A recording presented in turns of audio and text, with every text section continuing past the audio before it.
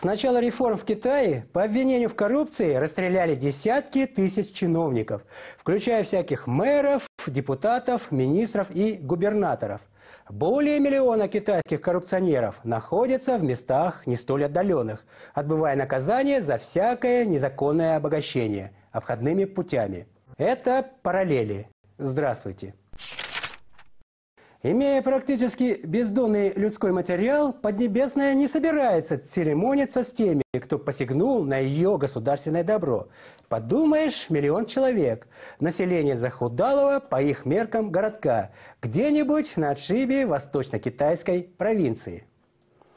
Для Кыргызстана с населением около 7 миллионов человек буквально каждый чиновник на вес золота, с учетом физического взвешивания его состояния.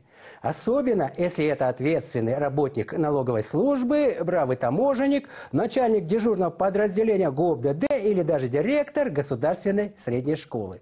Чиновник рангом повыше, в послужном списке которого с добрый десяток ответственных постов, оценивается гораздо выше, ведь на весы можно смело ставить состояние его ближайших родственников. Такая, к сожалению, действительность.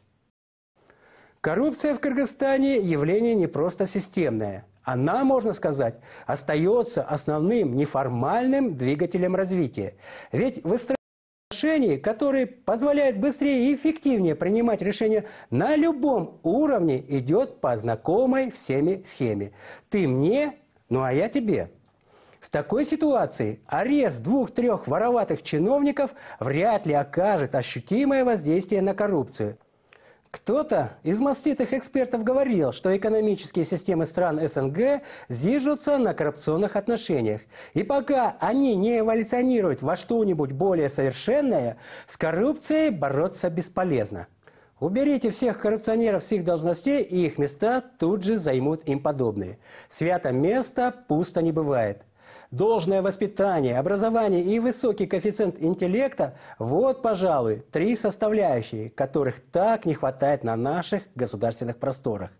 Или каждому по уму и способностям, невзирая на относительно благородное в кавычках происхождение, основанное на связях, доверии и географии родственных отношений. Это в целом и есть та свободная от коррупции система, в которую должна эволюционировать нынешнее. А дальше народ будет верить в то, что правда всегда на стороне власти. Народ ведь не толпа, для которой достаточный хлеб и зрелище.